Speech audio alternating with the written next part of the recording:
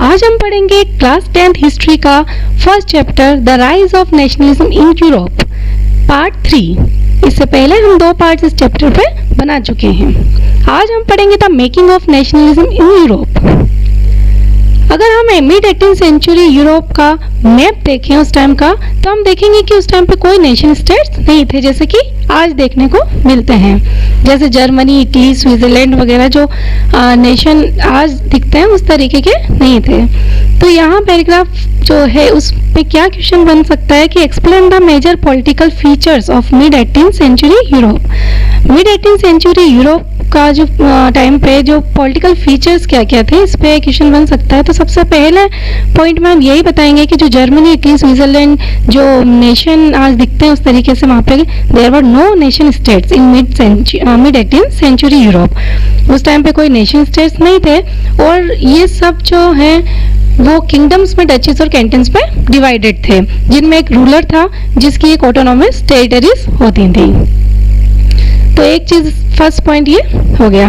फिर ईस्टर्न और central Europe जो थे वो ऑटोक्रेटिक मोनार्की के अंदर थे, एक टेरिटरीज थी उनके अंडर में, लेकिन वहां पे रहते थे डाइवर्स पीपल, यानी कि अलग अलग तरीके के लोग रहते थे। वो सब लोग एक जैसे नहीं थे, कलेक्टिव आइडेंटिटी को शो नहीं करते थे और ना ही कॉमन कल्चर को शेयर करते थे। तो ये दूसरा एक मेन इंपॉर्टेंट पॉइंट है कि वो कॉमन कल्चर को शेयर नहीं करते थे। सबका अपना अपना कल्चर था, अपनी अपनी ट्रेडिशंस, अपनी अपनी आइडेंटिटी थी। सिर्फ वो उस एरिया में अलग अलग एरिया में रहते थे, लेकिन रूलर एक ही होता था उनका। Often they even spoke different languages and belonged to different ethnic groups. अलग अलग लैंग्वेजेस बोलते थे, अलग अलग कल्चर को शेयर करते थे और डिफरेंट एथनिक ग्रुप्स के थे। तो ये भी एक इम्पोर्टेंट चीज थी। इसमें एक और चीज है हैब्सबर्ग एम्पायर। हैब्सबर्ग एम्पायर जो कि ऑस्ट्रिया हंगरी पर रूल कर रहा था, वो एक तरीके से पेचवर्क की तरह था, और patchwork of many different region and people. Patchwork इसलिए कहा गया है इसमें क्योंकि डिफरेंट रीजन और पीपल को जोड़ के बनाया गया था। तो यहाँ पे बहुत सारे लोग, डिफरेंट लैंग्वेज बोलने वाले, डिफरेंट एरिया के लोग मिलकर इस हैब्सबर्ग एम्पायर को बना रहे थे, इसलिए ये पेचवर्क माना जा रहा था। तो यहाँ इस पे भी एक बहुत इंपॉर्टेंट क्वेश्चन बनता है जो CBSE 2011 में पूछा गया था कि how was the Habsburg empire a patchwork of many different regions and people in Europe. Explain करना है इसमें। तो मैंने अभी आपको बताया था कि अलग अलग लोग थे, अलग अलग एरियाज के थे, लेकिन एक कॉमन चीज थी कि वो उनका रूलर सेम था। तो यहाँ हम इसको एक्सप्लेन करेंगे कि हैब्सबर्ग एम्पायर में क्या अलग अलग चीज़ों से वो मिलके बना था, इसलिए उसको पैचवर्क बोला गया है। सबसे पहले हम देखेंगे एल्पाइन रीजन, जिसमें टायरोल, ऑस्ट्रिया और सुडेनलैंड था, एज वेल एज बोहेमिया। वहाँ पे जो एरिस्टोक्रेसी पीपल थे, जो एरिस्टोक्रेटिक पीपल थे, वो जर्मन लैंग्वेज बोलते थे, जबकि जो लंबार्डी और वेनेटिया में है वहाँ इटालियन लैंग्वेज बोली जाती थी। हंगरी में अगर हम देखें तो आधी से आधी पॉपुलेशन मैग्यार लैंग्वेज बोलती थी, जबकि आधी जो पॉपुलेशन थी वो डिफरेंट लैंग्वेजेस बोलते थे। गैलिशिया में एरिस्टोक्रेटिक जो पीपल थे वो पोलिश लैंग्वेज बोलते थे। तो इस तरीके से यहाँ पे 3 डोमिनेंट क्लास हो गई जो अलग अलग लैंग्वेजेस बोलती थी। लेकिन इन डोमिनेंट ग्रुप के अलावा भी वहाँ उस एम्पायर की बाउंड्रीज में बहुत सारे पीजेंट पीपल भी रहते थे, फार्मर्स भी रहते थे, और वो भी थोड़े डिफरेंट थे। जैसे नॉर्थ में बोहेमियंस और स्लोवेक्स, कार्नियोल में स्लोवेनस, साउथ में क्रोट्स एंड ट्रांसिल्वेनिया में ईस्ट में रोमन्स। यानी इतने सारा डिफरेंस होने की वजह से वहाँ पे पॉलिटिकल यूनिटी नहीं थी, लेकिन एक यूनिटी जो थी, जो उनको एक कॉमन चीज़ जो उनको आपस में टाई करके रख रही थी, वो थी कि कॉमन एम्परर को वो फॉलो करते थे, या एक कॉमन रूलर उनके ऊपर राज करता था। तो ये पैराग्राफ में 2 क्वेश्चन बन गए। एक तो मिड 18th सेंचुरी यूरोप की पॉलिटिकल फीचर्स, और एक हैब्सबर्ग एम्पायर जो उसे पैचवर्क बोला जाता था, डिफरेंट रीजन्स एंड पीपल का यूरोप में। 2.1 स्टार्ट करते हैं, the aristocracy and the new middle class. अब यहाँ पे एरिस्टोक्रेसी और न्यू मिडिल क्लास में जो फर्स्ट क्वेश्चन बन सकता है वो ये कि कौन सी क्लास डोमिनेंट थी या मेजोरिटी किस क्लास की थी? तो यहाँ हम बोल सकते हैं कि explain the social composition of mid 19th century Europe. Social composition explain करिए, या फिर 19th सेंचुरी यूरोप में which class form the most dominant class और majority class. Socially and politically अगर हम देखें तो जो एरिस्टोक्रेसी क्लास थी वो डोमिनेंट क्लास थी, जिनके पास ज़मीन वगैरह थी, एरिस्टोक्रेटिक पीपल, वो डोमिनेंट क्लास थी उस कॉन्टिनेंट की, यूरोप कॉन्टिनेंट की। The members of this class were United, वो आपस में यूनाइटेड थे, कॉमन वे ऑफ लाइफ, मतलब वो लोग भले अलग अलग एरिया में दूर दूर रहते हों, लेकिन उनका जो लाइफ स्टाइल था, जिंदगी जीने का जो तरीका था, वो लाइफ का जो वे था जीने का, वो कॉमन था। इस वजह से वो आपस में यूनाइटेड थे। And cut across regional divisions, उसकी वजह से अलग अलग रीजन में भी वो रहते हैं, तो वो दूरियां कम हो गई थी, क्योंकि वो एक common way of life share करते थे, एक तरीका जो था वो सब फॉलो करते थे।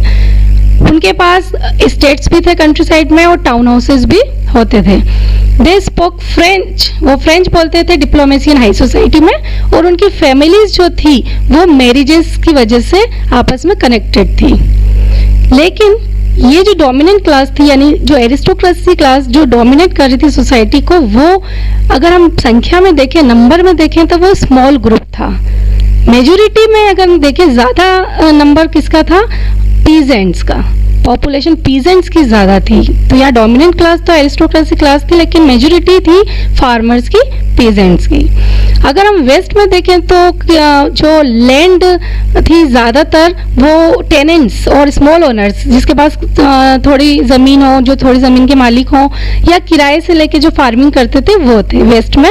जबकि ईस्टर्न साइड में या सेंट्रल यूरोप में देखा जाए तो वहाँ पे जिनके पास बहुत बड़ी बड़ी स्टेट्स थी, और वो कल्टिवेटेड बाय सर्फडम, मतलब लैंडलॉर्ड के अंडर में बहुत सारे फार्मर्स काम करते थे, तो वहाँ पे फार्मर्स की मेजोरिटी थी।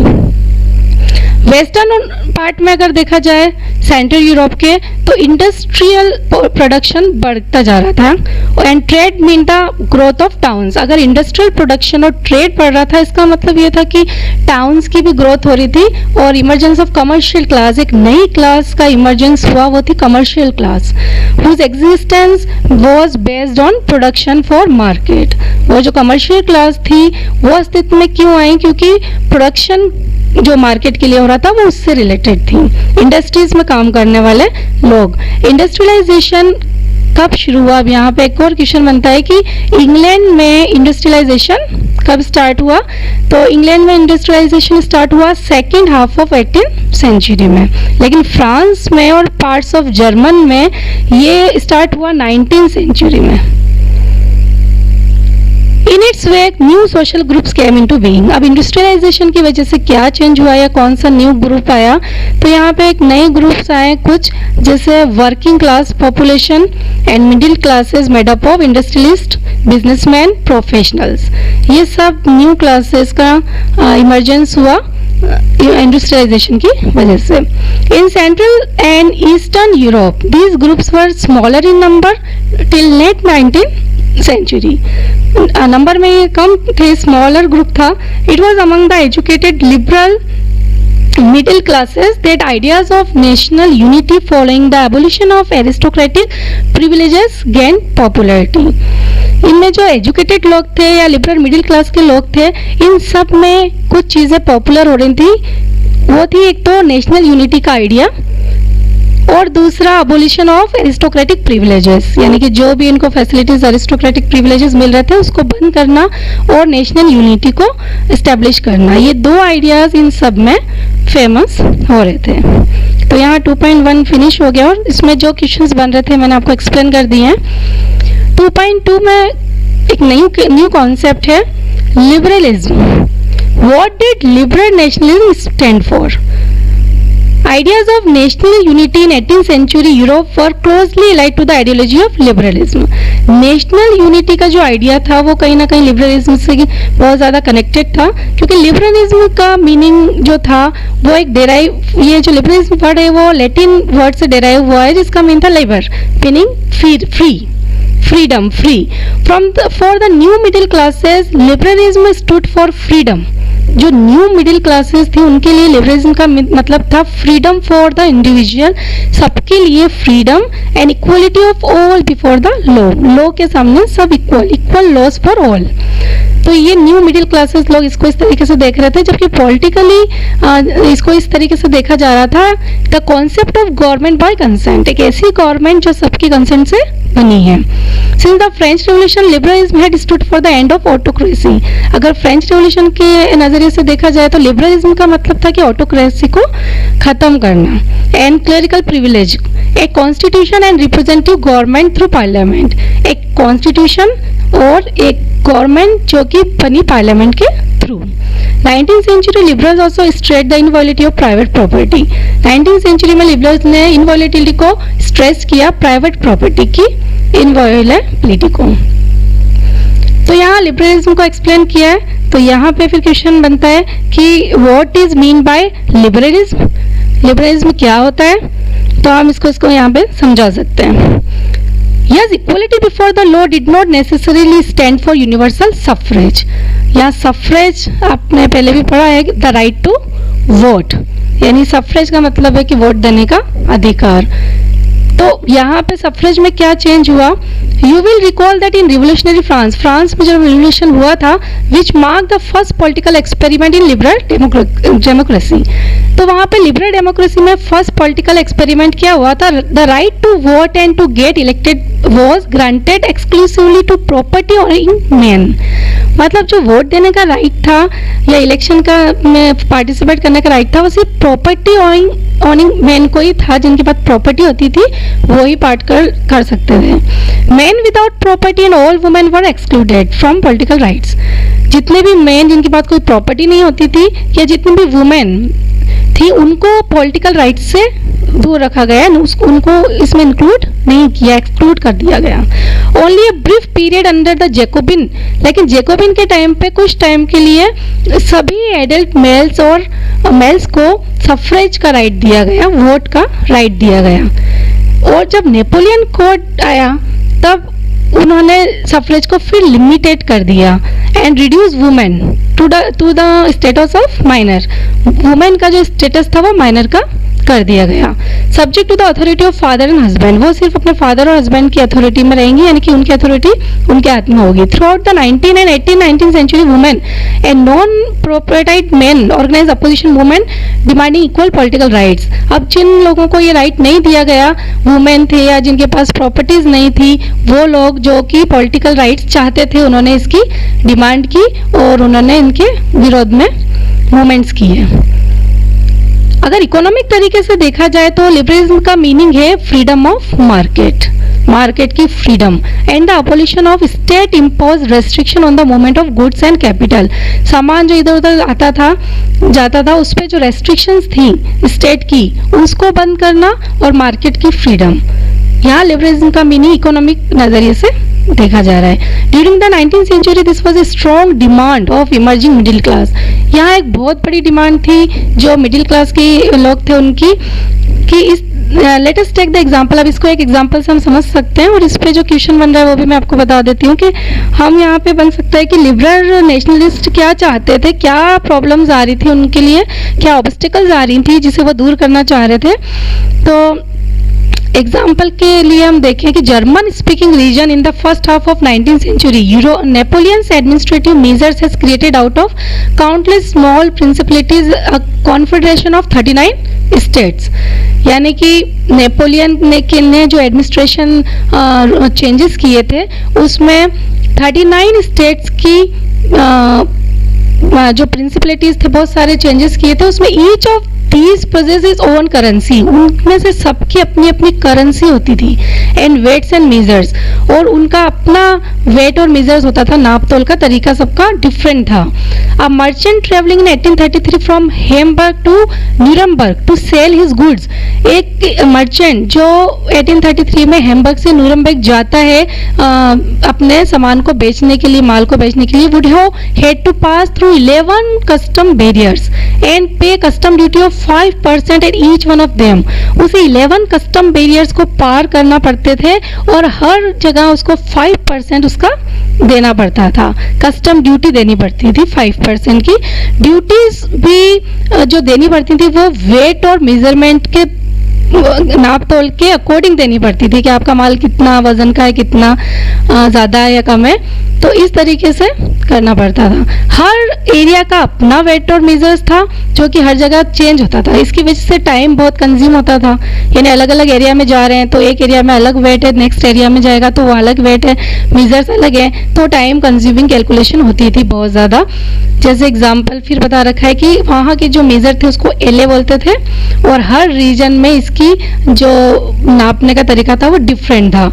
जैसे एलए टेक्सटाइल मटेरियल जो फ्रैंकफर्ट में लिया गया है 54.7 सेंटीमीटर ऑफ क्लॉथ था। अगर यही देखें यहाँ पर मेंस में तो 55.1 सेंटीमीटर था, न्यूरमबर्ग में देखें तो 65.6 सेंटीमीटर था और फ्लैगबर्ग में देखें तो 53.5 सेंटीमीटर। इतनी ज्यादा जो वेरिएशंस थी मेजर्स में, वेट में, उसकी वजह से प्रॉब्लम्स फेस कर रहे थे। तो ये ऑब्स्टिकल्स थी, ये रुकावटें थी इकोनॉमिक एक्सचेंज में और ग्रोथ में, जो कि न्यू कमर्शियल क्लासेस ने फील की और उन्होंने यहाँ पे डिमांड रखी कि इसको दूर की जाए। तो एक ऐसा यूनिफाइड इकोनॉमिक टेरिटरी क्रिएट किया जाए जिसकी वजह से जो गुड्स, पीपल और कैपिटल का मूवमेंट है, इधर उधर जाना आना, जो ले जाना माल को, वो सब बिना रुकावट हो सके। तो इसके जवाब में in 1834 a custom union और जोल्वेरियन was formed। तो यहाँ पे क्वेश्चन बनता है व्हाट वाज द जोल्वेरियन, जो भी सीबीएसई 2016 में आया हुआ था। और ये जो ऑब्स्टिकल्स मैंने आपको बताई है उस पर भी सीबीएसई 2014 में क्वेश्चन पूछा गया है। तो जोल्वेरियन क्या है? Zollverein custom union formed among most of the German states, यानी कि कस्टम यूनियन बनाया गया ताकि सब तरफ एक जैसा सिस्टम लगे। और इनिशिएटिव ऑफ प्रूसिया, ये प्रूसिया के इनिशिएटिव से बना, joint most of the German state, और जर्मन स्टेट के जो ज्यादातर स्टेट्स थे उन्होंने इसको ज्वाइन किया। इसकी वजह से क्या बेनिफिट हुआ या इसमें क्या दिया गया था? The union abolished tariff barriers and reduced the number of currencies। जो 30 थी वो अब रिड्यूस करके 2 कर दी गई और जो बैरियर्स थे वो सब बंद कर दिए गए।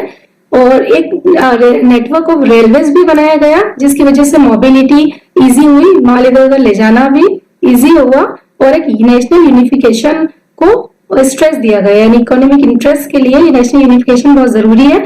इस वजह से इकोनॉमिक पावर जो था नेशनलिज्म का वो स्ट्रेंथ हुआ, एक मजबूती आई और नेशनलिस्ट सेंटिमेंट्स भी बढ़ते गए। यहाँ पे क्वेश्चन और बना कि जो इकोनॉमिक नेशनलिज्म थे या जो इकोनॉमिक यूनिफिकेशन हुआ, उन्होंने नेशनलिस्ट के सेंटिमेंट्स को भी ग्रो किया और पॉलिटिकल यूनिफिकेशन का भी वो बेस बने। तो अगर इस टाइप का क्वेश्चन आता है तो ये जोल्वेरियन को एक्सप्लेन करना होगा। Now we will see 2.3 a new conservatism after 1815। 1815 में जब नेपोलियन हार गया था और यूरोपियन गवर्नमेंट अब एक न्यू आइडिया के साथ चल रहा था, वो था कंजर्वेटिज्म। कंजर्वेटिज्म एक पॉलिटिकल फिलोसफी थी जिसमें ट्रेडिशन, इंस्टीट्यूशन, कस्टम पे ज्यादा बल दिया जाता था, उनकी इंपॉर्टेंस पे बल दिया जाता था और क्विक चेंज के फेवर में वो नहीं थे। वो चाहते थे कि धीरे धीरे चेंज हो, इतना फास्ट चेंज नहीं होना चाहिए। वो ये मानते थे कि जो चर्च है, मोनार्की है या सोशल हियरार्कीज है, प्रॉपर्टीज है, फैमिली है, वो प्रिजर्व होनी चाहिए, मतलब इनकी भी इक्वल इंपॉर्टेंस होनी चाहिए। और वैसे तो वो प्री रिवोल्यूशनरी डेज में नहीं जाना चाहते थे, सोसाइटी को नहीं ले जाना चाहते थे, लेकिन वो जो उनका मानना था कि वो जो चेंज नेपोलियन ने किए हैं वो जो मॉडर्नाइजेशन के लिए उसको तो हमें मजबूत करना है, जैसे, लेकिन उसमें मेन था मोनार्की, यानी मोनार्की को ज्यादा मजबूत करना चाहते थे। उसके साथ साथ अपने ट्रेडिशनल इंस्टीट्यूट्स को भी चाहते थे कि पावर बहुत इफेक्टिव और स्ट्रांग होना चाहिए, मॉडर्न आर्मी होनी चाहिए, गवर्नमेंट का सिस्टम एफिशिएंट होना चाहिए, इकोनॉमी डायनेमिक होनी चाहिए और फ्यूडलिज्म और सर्वडम बंद हो जाना चाहिए। तो ये सब जो आइडियाज थे उसके साथ ऑटोक्रेटिक मोनार्की को वो स्ट्रेंथ दे रहे थे, सपोर्ट कर रहे थे, मजबूत बनाना चाहते थे। 1815 में जो यूरोपियन पावर के रिप्रेजेंटेटिव थे, ब्रिटेन, रशिया, प्रूशिया, ऑस्ट्रेलिया, जिन्होंने कलेक्टिवली नेपोलियन को हराया था, वो वियना में मिले to draw up a settlement for Europe, एक सेटलमेंट के लिए। इसी को बोलते हैं वियना कांग्रेस, जो 1815 है। और इसमें जो क्वेश्चन बनता है कि कहाँ पर वियना कांग्रेस का जो अधिवेशन टाइप जो हुआ वो कहाँ हुआ और उसमें क्या क्या हुआ। Congress was hosted by Austrian chancellor duke Metternich. इसको जो ड्यूक मेटरनिच थे वो उन्होंने होस्ट किया था, और ट्रीटी ऑफ वियना के नाम से भी इसको जानते हैं 1815 में।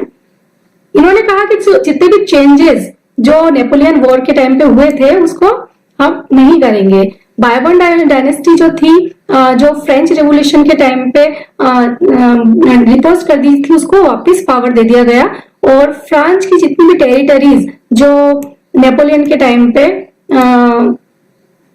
जोड़ दी गई थी उन सबको हटा दिया गया, और बाउंड्रीज पे, फ्रांस की बाउंड्रीज पे बहुत सारे स्टेट्स को सेटअप किया गया ताकि जो फ्रेंच एक्सपेंशन को हम रोक सके फ्यूचर में, यानी जो विस्तार है वो और ज्यादा नहीं हो। बाउंड्रीज पे कुछ स्टेट्स डाल दिए गए, जैसे कि किंगडम ऑफ नीदरलैंड जो कि बेल्जियम में इंक्लूडेड था, वो नॉर्थ में सेटअप किया गया, और पिडमोंट में जेनेवा को एडिट किया गया साउथ में। प्रूसिया को इंपॉर्टेंट न्यू टेरिटरीज दी गई वेस्टर्न फ्रंटियर्स पे, जबकि ऑस्ट्रिया को कंट्रोल दिया गया नॉर्दर्न इटली का। But the German confederation of 39 state that had been set up by Napoleon was left untouched. 39 states को जो कि नेपोलियन ने सेट किए थे उसको अनटच रखा गया, उसको ऐसे ही छोड़ दिया गया। ईस्ट में रशिया को पार्ट दिया गया पोलैंड का, जबकि प्रूशिया को पार्ट दिया गया सैक्सोनी का।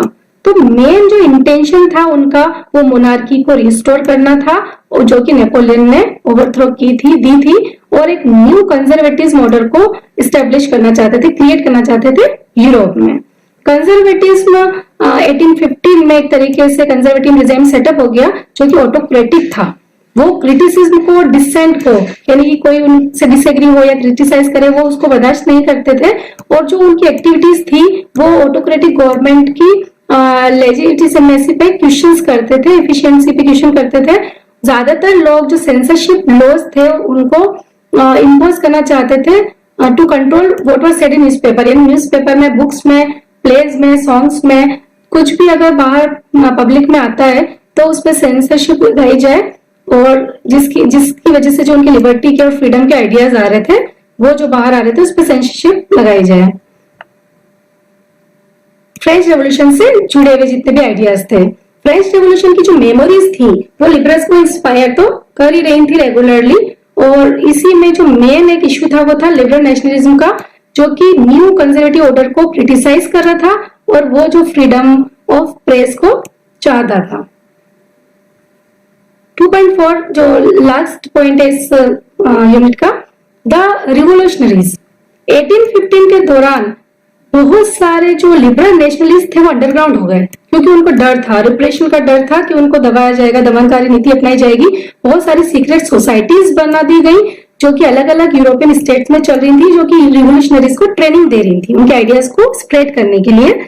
इसी टाइम पे जो कि मेन था उनका कमिटमेंट वो था मोनार्किकल सिस्टम्स को अपोज करना, और वियना कांग्रेस ने जितनी भी मोनार्कीज और ये लगाए थे उनको रोकना, और लिबर्टी और फ्रीडम के लिए फाइट करना। बहुत सारे जो रिवोल्यूशनरीज थे वो नेशन स्टेट को भी बहुत नेसेसरी मान रहे थे, एक नेसेसरी पार्ट मान रहे थे उनकी फ्रीडम स्ट्रगल का, कि नेशन स्टेट होना जरूरी है। इसी टाइम पे एक इटालियन रिवोल्यूशनरी आए, गिसिपी मैजिनी, जो कि जिनेवा में पैदा हुए थे 1807 में, और वो एक सीक्रेट सोसाइटी के मेंबर बने कार्बोनरी में। 24 इयर्स के यंग मैन थे वो, लेकिन उनको एग्जाइल में भेज दिया गया 1831 में, क्योंकि उन्होंने एक रिवोल्यूशन अटेम्प्ट किया था लिगुरिया में। लेकिन उन्होंने दो और सोसाइटीज बनाई, एक तो यंग इटली मार्सलिस में बनाई, और एक यंग यूरोपियन बर्ने में बनाई, जिसके मेंबर्स सारे यंग मैन थे जो Poland, France, Italy, German states के होते थे। मेजिनी का मानना था कि God has intended nations to be the natural units of mankind, यानी गॉड ने जो नेशंस बनाए वो मैनकाइंड के नेचुरल यूनिट्स हैं। तो इटली को पैचवर्क नहीं बनाना है जो कि इतने स्मॉल स्मॉल स्टेट्स और किंगडम से मिलकर बना है, उसको एक सिंगल यूनिफाइड रिपब्लिक बनाना है एक नेशन के अंडर में। तो ये यूनिफिकेशन ही इटालियन लिबर्टी का आधार बना। तो इसी मॉडल को, मेजिनी के मॉडल को ही फॉलो करते हुए बहुत सारी सीक्रेट सोसाइटीज जर्मनी में बनाई गई, फ्रांस में, स्विट्जरलैंड, पोलैंड में भी। और जो मेजिनी भी थे वो भी मोनार्की को अपोजिशन करते रहे, और जो उनका विजन था डेमोक्रेटिक रिपब्लिक का वो कंजर्वेटिज्म को डरा रहा था। तो मेडेलिज ने उनके लिए एक बहुत इंपॉर्टेंट चीज कही कि जो मेजनी थे वो most dangerous enemy of our social order, वो हमारे सोशल ऑर्डर के बहुत बड़े मोस्ट डेंजरस एनिमी कहा उनको। यहाँ एक पिक्चर में एसीपी मेजनी को भी दिखा रखा है यंग यूरोपियन भरने में जो उन्होंने एक सीक्रेट सोसाइटी बनाई थी वो फॉर्म करते हुए। आई होप कि आपको यहाँ तक समझ में आया होगा। See you next video. Like, subscribe and share.